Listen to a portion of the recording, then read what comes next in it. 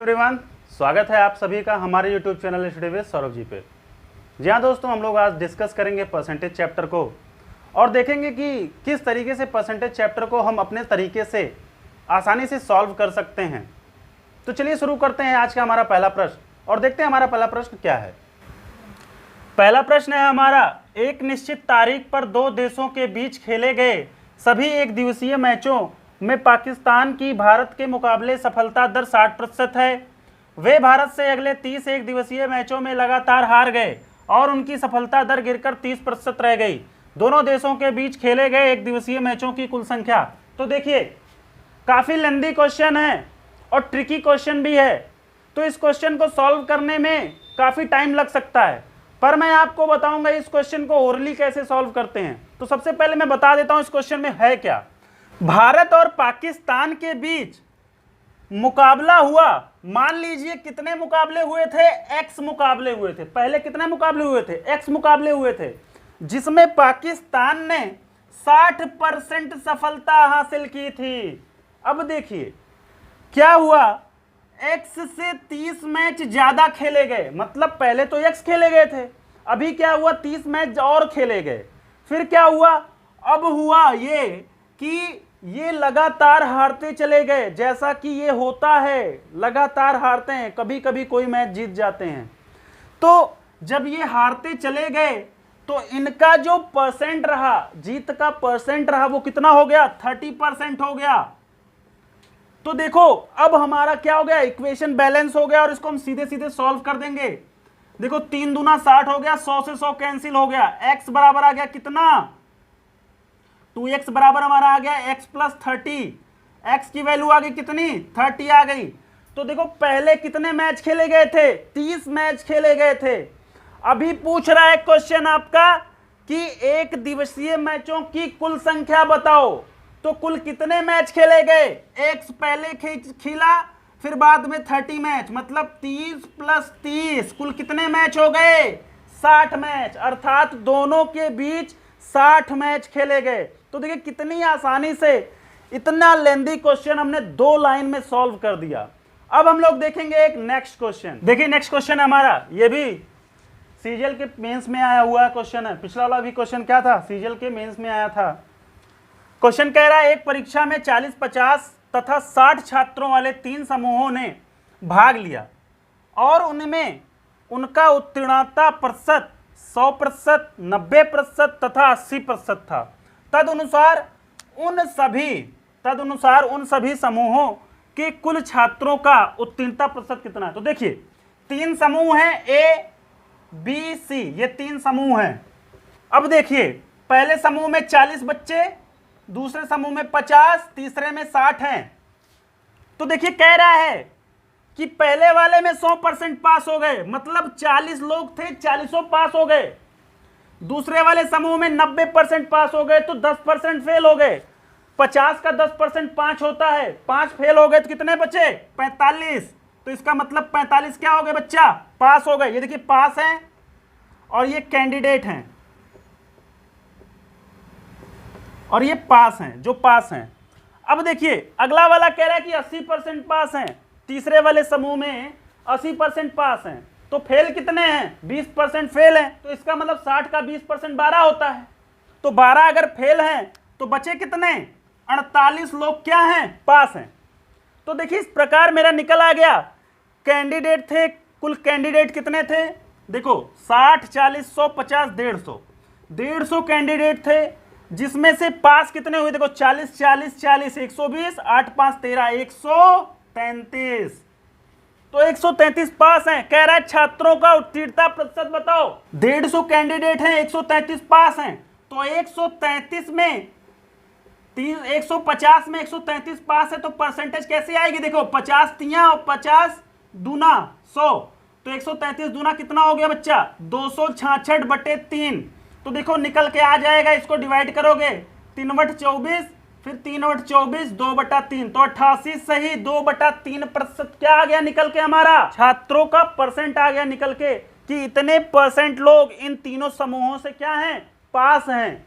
बाकी जो बचे हैं वो क्या हैं, फेल हैं। तो यहां से अगर आपको पूछ ले कि कितने लोग फेल हैं, तो आप 100 में से इसको माइनस कर दीजिए, जो आंसर आ जाएगा आपका क्या हो जाएगा, वही आ जाएगा आपका फेल परसेंट। तो देखिए इस तरीके से हम लोग क्वेश्चन को बनाते हैं और देखते हैं कि कैसे क्वेश्चंस को आसानी से सॉल्व करते हैं।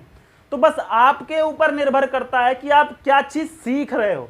तो चलिए शुरू करते हैं एक नेक्स्ट क्वेश्चन को। नेक्स्ट प्रश्न है हमारा, एक परीक्षा में परीक्षार्थियों के 52% अंग्रेजी में अनुत्तीर्ण हुए और 42% गणित में अनुत्तीर्ण हुए। तदनुसार यदि दोनों विषयों में 17% अनुत्तीर्ण रहे तो उन दोनों विषयों में उत्तीर्ण परीक्षार्थियों का प्रतिशत बताइए। मतलब देखिए, दो विषय थे, इंग्लिश और था एक मैथ, और क्या हुआ, इंग्लिश एंड मैथ। तो देखिए 52% लोग क्या हुए, फेल हो गए, किसमें, इंग्लिश। 42% ऐसे हैं जो क्या है, मैथ्स में फेल हैं। मीन्स इंग्लिश में क्या, इंग्लिश में बचे हुए लोग पास होंगे, 58% लोग पास होंगे। अब देखिए कह रहा 17% लोग ऐसे हैं जो क्या हैं, इंग्लिश और मैथ्स दोनों में फेल हैं। तो देखिए बच्चों 52% और 42% में कहीं ना कहीं ये 70% एग्जिस्ट कर रहा है। क्यों कर रहा है, क्योंकि देखो जो फेल है इंग्लिश या मैथ्स में, कहीं ना कहीं वो इंग्लिश और मैथ्स में भी तो फेल होगा। इसका मतलब ये हुआ कि 52% और प्लस 42% में ये 17% है, मतलब ये 2 बार हो गए हैं। इसको मैंने 2 बार लिख दिया है, तो क्या हो जाएगा, 17% को माइनस कर देना पड़ेगा। तब एग्जैक्टली पता चलेगा कि कितने ऐसे लोग हैं जो क्या हैं, परीक्षा में फेल हैं। तो निकल के आ जाएगा हमारा, देखो 50, 40, 90 और 4 कितना हो जाएगा, 94। तो 94 में से 17 माइनस करेंगे, कितना आ जाएगा, 77 आ जाएगा। तो ये 77% जो आया है, ये निकल के आया है, ये ऐसे बच्चे हैं जो क्या हैं, परीक्षा में फेल हैं। अब कह रहा है कि दोनों विषयों में उत्तीर्ण परीक्षार्थियों का प्रतिशत बताओ। अच्छा, उत्तीर्ण कैसे होता है, उत्तीर्ण कब होंगे, कोई बंदा पास कब होगा, पास तभी होगा जब दोनों विषयों में पास होगा। तो जब दोनों विषयों में पास होगा, इसका मतलब अगर कुल 100 लोग थे और 77 लोग फेल हो गए, तो बचे कितने, 23% लोग ऐसे थे जो क्या हो गए, पास हो गए। तो इस क्वेश्चन का आंसर है 23%। तो देखिए हमको अपने वे में, अपने तरीके से कैसे क्वेश्चन को सॉल्व कर सकते हैं, वहां तक पहुंचना चाहिए। तो देखिए इस प्रकार से इन क्वेश्चंस को हम बहुत ही आसान तरीकों से आपको समझा रहे हैं और सिखा रहे हैं कि किस तरीके से क्वेश्चंस को आसानी से सॉल्व करते हैं। अब हम लोग देखेंगे एक नेक्स्ट क्वेश्चन को। नेक्स्ट क्वेश्चन है हमारा, ताजे फल में पानी की मात्रा 68% है तथा सूखे फल में 20% है। 100% ताजे फलों में कितना सूखा फल प्राप्त होगा, ज्ञात कीजिए। तो देखिए 100 किलोग्राम क्या है, फल है, और वो कैसे फल है, ताजे फल हैं। अब कुछ कंडीशन दी गई है कि ताजे फलों में जो पानी है वो कितना है, 68% है। तो गूदा कितना होगा, गूदा हमारा 32% हो जाएगा, क्योंकि कोई चीज अपने आप में 100% होती है। 100% में से 68% माइनस हो जाएगा तो बचेगा क्या, जो बचेगा, पानी अगर निकल जाएगा तो बचेगा क्या, 32% गूदा बचेगा। अब कह रहा है सूखे फल में 80% पानी है, कह रहा 20% क्या है, सूखे फल में पानी 20% क्या है, पानी है, और 80% क्या है, गूदा है। तो देखिए हमारे पास टोटल मात्रा कितनी है फल की, सूखे फल, ताजे फल की 100 किलोग्राम है।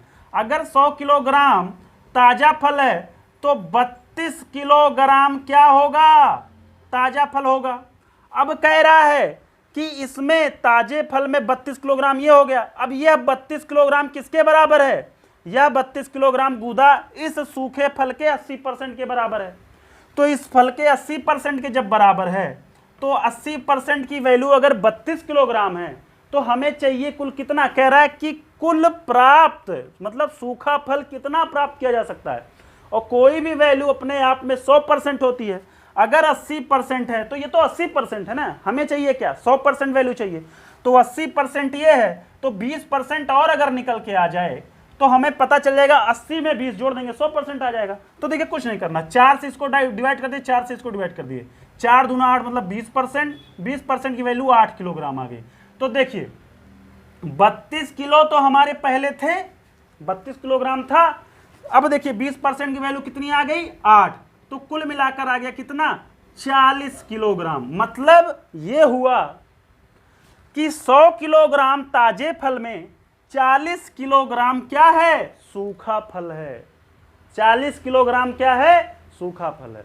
तो इस प्रकार क्वेश्चंस को हम लोग अपने तरीके से सॉल्व करने की कोशिश कर रहे हैं। अगर आपको यह सेशन पसंद आ रहा है तो जरूर से जरूर हमारे सेशन को लाइक कीजिएगा और हमारे चैनल को सब्सक्राइब करिएगा। चलिए देखते हैं अगला क्वेश्चन हमारा क्या है। देखिए नेक्स्ट क्वेश्चन है हमारा, एक स्कूल में छात्रों की संख्या में हर एकांतर वर्ष पे क्या हो रहा है 10% की वृद्धि हो रही है और क्या हो रही है कमी हो रही है। तो वर्ष 2000 में वृद्धि हुई, अगर 2000 में क्या हो रहा है वृद्धि हो रहा है, तो बताइए 2003 से 2003 में 2000 की तुलना में छात्रों की संख्या कितनी थी। तो 2003 में हमें बताना है छात्रों की संख्या कितनी है, किसकी तुलना में 2000 की तुलना में। तो देखिए 2000 से 2001, फिर 2002, फिर 2003, तो जरा देखिएगा क्या हुआ। पहले कह रहा 2000 में वृद्धि हुई है, तो 2000 में वृद्धि हुई, कितनी वृद्धि हुई 10% की। फिर क्या हुआ एकांतर क्रम पे क्या हो रही है वृद्धि हो रही है, फिर घटोत्तरी हो रही है। तो जब घट रहा है तो कितना होगा 10% घटेगा, फिर यहाँ पे 10% बढ़ेगा। तो कुल जो बढ़ोतरी और घटोत्तरी हो रही वो 3 हो रही है। एक बार 10 बढ़ा फिर घटा, फिर क्या हुआ 10 बढ़ गया। अब हम पहुंच गए कहां 2003 में। जब हम 2003 में पहुंच गए तो हमें बताना है कि कुल कितनी वृद्धि हुई या कितनी कमी हुई। तो देखिए कुछ नहीं करना है, सिंपल सा देखिए फार्मूले मेथड से करिए, चाहे 100 वाले मेथड से करिए, चाहे रेशियो मेथड से करिए, सब तरीका अपना लीजिए। और मैं सबको तरीका बताऊंगा आपको, जो आपको अच्छा लगे उस तरीकों को अपना लीजिएगा। तो देखिए सबसे पहले परसेंट वाले मेथड करते हैं।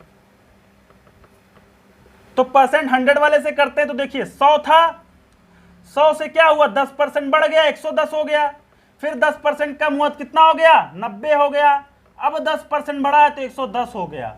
कहां पहुंच गए हम लोग 2003 में पहुंच गए। अब क्या हुआ देखिए 100 से 100 कैंसिल, 0 से 0 कैंसिल हो गया, 0 से 1 0 कैंसिल आउट हुआ। तो देखिए 11 9 99 और देखिए 11 गिराइए 121 और 121 गुणे 9 मतलब 1089, 1089 आ गया। 1089 बटे 10, तो हमारा आंसर आ गया 10.89 मतलब 108.9 आ गया। पहले था 100, अभी हो गया है 108.9, तो कितना वृद्धि हुई 8.9% की वृद्धि हो गई। तो देखिए कितनी आसानी से हम लोग इस क्वेश्चन को आसानी से सॉल्व कर रहे हैं। और ये आए हुए क्वेश्चन है मेंस का, मेंस में या पेपर, मेंस के पेपर में ये क्वेश्चन आया हुआ है। तो चलिए देखते हैं एक अगला मेथड। देखिए अभी तो मैंने आपको 100 वाले मेथड से बताया, अगर आप इसी क्वेश्चन को रेशियो वाले से सॉल्व करना चाहते हैं तो देखिए क्या करना है 10%, 10% मतलब क्या होता है 1/10। पहले 10 था बढ़ गया, 1 बढ़ा कितना हो गया 11 हो गया। भाई 10 था 1 बढ़ गया कितना हो गया 11 हो गया। अभी 10% घटेगा, तो 10% घटेगा मतलब 1/10 और 1/10 मतलब 1 घटेगा कितना हो जाएगा 9 हो जाएगा। फिर क्या हुआ 10% देखिए बढ़ रहा है, तो 10% बढ़ रहा है मतलब क्या होगा 1 बढ़ेगा 11 हो जाएगा। गुणा कर लीजिए, ये हो जाएगा 1000, ये हो जाएगा हमारा कितना 1089। तो देखिए 1000 से 1089 हुआ, कितना बढ़ा 89 बढ़ा, किस पे बढ़ा 1000 पे गुणा गुणे 100, हमारा आ गया 8.9। तो 8.9% की क्या हुई है बच्चों वृद्धि हुई है। तो कितनी आसानी से देखिए दोनों विधि से हमने आसानी से सॉल्व कर लिया। अब एक मेथड और बताऊंगा आपको। अगला मेथड है हमारा फॉर्मूला वाला, जिसमें हमने बताया था आपको एक्स वाई से करके, आप एक्स वाई कर से भी सॉल्व कर सकते हो। फार्मूला बताया था, मैं इसलिए बता दूं जिससे आपका रिवीजन भी होता रहे। तो देखिए फार्मूला हमारा प्लस शो करता है क्या वृद्धि को, माइनस शो करता है क्या कमी को, प्रतिशत कमी को, तो देखिए पहले क्या हुआ 10% बढ़ा तो +10, फिर क्या हुआ 10 घटा -10, अब देखिए प्लस माइनस माइनस, तो 10 गुणे 10 बटे 100, तो देखिए 0 0 कैंसिल, कितना हुआ हमारा आ गया कितना, देखिए 10 से 10 कैंसिल, तो कितना आया -1, मतलब 1% की कमी आई। ये अभी 2 साल का है।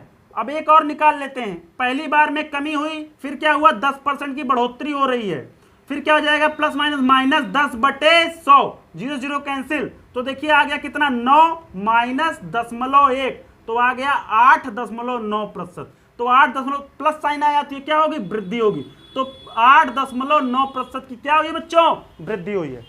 तो देखिए तीनों मेथड मैंने आपसे डिस्कस किया, आपको जो मेथड अच्छा लगे वो मेथड फॉलो करिए और अपने आंसर को ले आइए। तो देखिए अगर आपको यह सेशन अच्छा लग रहा हो तो बच्चों जरूर से जरूर हमारे सेशन को लाइक कीजिए और हमारे चैनल को सब्सक्राइब कीजिए। अब हम लोग देखेंगे नेक्स्ट क्वेश्चन को। नेक्स्ट क्वेश्चन है हमारा, चावल की कीमत में 20% की कमी हो जाने पर एक ग्राहक 800 रुपए में 12.5 किलो चावल ज्यादा खरीद लेता है, तदनुसार चावल की मूल कीमत प्रति किलोग्राम कितनी है। तो देखिए इस टाइप के क्वेश्चन चीनी वाले भी आते हैं, कहता है कि चीनी की मूल्य में क्या हुआ, कमी हो गई, जिसके कारण हम इतना ज़्यादा खरीद पाते हैं, तो बताइए उसकी मूल कीमत क्या हुई या अभी जो कीमत है वह क्या है, नई प्राइस क्या है। तो इस प्रकार से हम इस क्वेश्चन को सॉल्व करते हैं। अगर आप ये क्वेश्चन सॉल्व कर ले जाएंगे तो वो वाला क्वेश्चन आएगा तो आप आसानी से सॉल्व कर पाएंगे। तो देखिए क्या करना है, कह रहा है कि चावल की कीमत में 20% की कमी हुई है, तो देखिए 20% की कमी हुई तो क्या हुआ, इसके बाद क्या हुआ, इसके बाद ये हुआ कि 800 रुपए में 12.5 किलो चावल हम क्या पा रहे हैं, ज्यादा पा रहे हैं। तो देखिए कोई अगर वैल्यू बढ़ती या घटती है तो जितना बढ़ती या घटती है उसका प्रभाव हमारी मात्रा पे पड़ता है।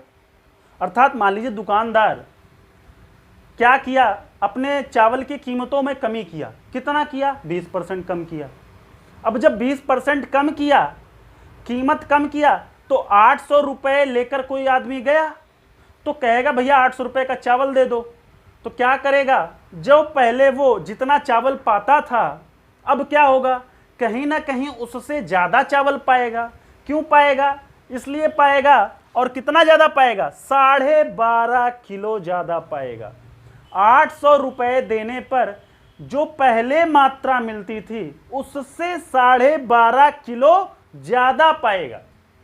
तो इसका मतलब कहीं ना कहीं देखिए मेरे कहने से ही आपको पता चल गया होगा कि इस 20% की वैल्यू इस 12.5 किलो के बराबर है। इसी 20% की वजह से हमें 12.5 किलो चावल क्या हो रहा है, ज़्यादा मिल रहा है। तो हम सीधे सीधे कर देते हैं 20% बराबर 12.5 किलो के।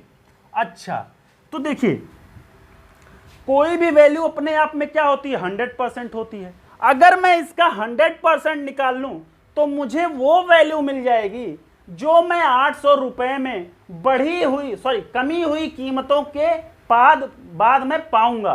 तो देखिएगा अगर मैं इसको 100% करना चाहूं तो दोनों तरफ 5 से गुणा कर दूं तो मेरा 100% आ जाएगा। तो 20 25 100 और 12 25 60 55 25, देखो 125 25 625, एक बात दशमलव लगाना तो दशमलव इतना आ जाएगा, तो 62.5 किलोग्राम। देखिए ये क्या है, ये नई मात्रा है, ये क्या है, नई मात्रा है। क्यों, क्योंकि 12.5% क्या था, 12.5% हमारा बढ़ा हुआ क्या था, किलोग्राम था।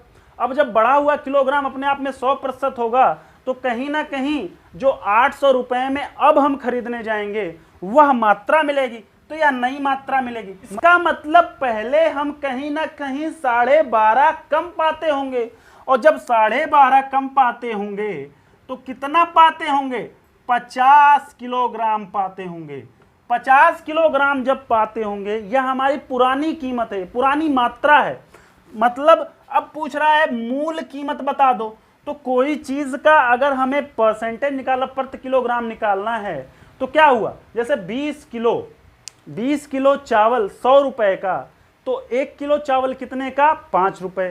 तो कैसे निकाला आपने, 100 को 20 से भाग दे दिया, मतलब रुपए को अगर मात्रा से भाग दे दिया जाए तो प्रति किलोग्राम हमारा निकल के आ जाता है। तो यहां पर हमें प्रति किलोग्राम निकालना था, 50 किलोग्राम मात्रा है और कीमत 800 रुपए है, तो 800 बटे 50, तो यहां आ जाएगा कितना 16।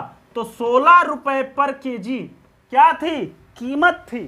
चावल की कीमत क्या थी, 16 रुपए पर किलोग्राम। अब क्या हो गई है, अब कीमत क्या हो गई है, कम हो गई है। क्यों कम हो गई है, क्योंकि अब क्या हो गई, 20% कम हो गई। तो देखिए, अगर आपको पूछा जाए, यहीं पे पूछ ले कि कम हुई कीमत कितनी है, तो कुछ नहीं करना है, 16% क्या का क्या निकाल लो, 20% निकाल लो।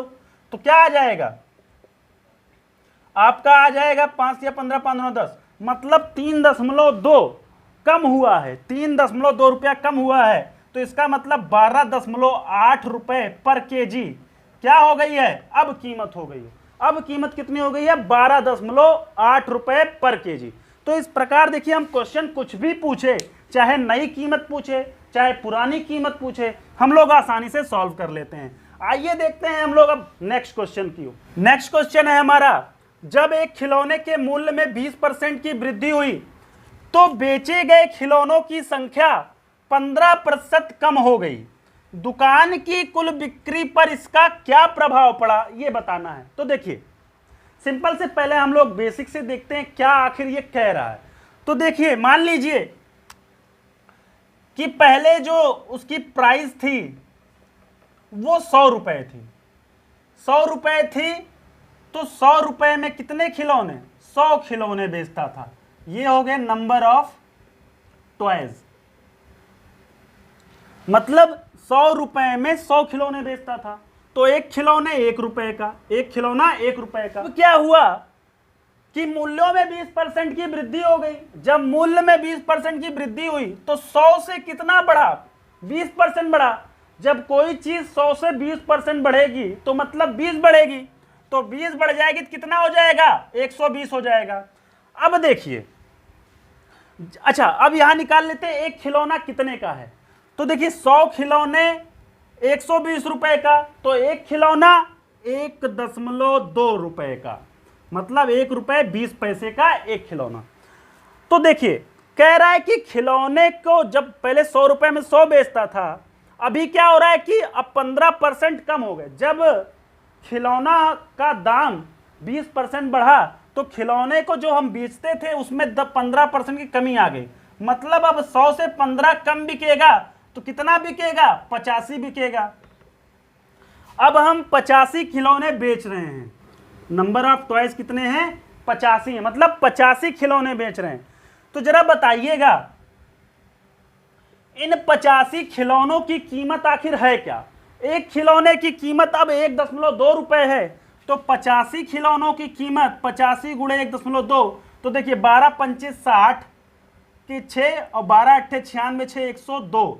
तो देखिए, अब एक अंक बाद दशमलव लगे तो आ जाएगा कितना, 102 रुपए। पहले था प्राइस 100 रुपए, अब उसको मिल रहा है कितना, 102 रुपए। तो कितने परसेंट की वृद्धि हुई, 2% की क्या हो गई है, वृद्धि हो गई है। भले उसके खिलौने कम बिक रहे हो 15%, पर क्या हो रहा है, इसको प्रॉफिट कितने का हो रहा है, 2% का है प्रॉफिट हो रहा है। तो देखिए, अब इसको दूसरे मेथड से हम लोग सॉल्व करते हैं।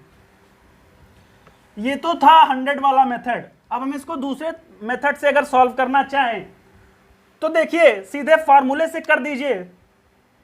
20% की वृद्धि हुई मतलब +20, 15% कम हुआ तो -15, और प्लस माइनस माइनस, और 15 गुणे 20 बटे 100।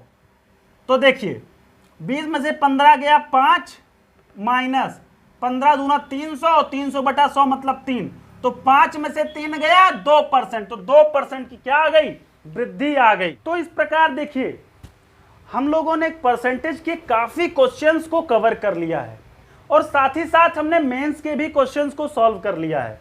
तो आज के लिए बस इतना ही, आगे हम लोग फिर मिलेंगे। अगर आपको यह सेशन अच्छा लग रहा है तो हमारे सेशन को लाइक कीजिए और ज़्यादा से ज़्यादा लोगों में शेयर करिए। आज के लिए बस इतना ही, धन्यवाद।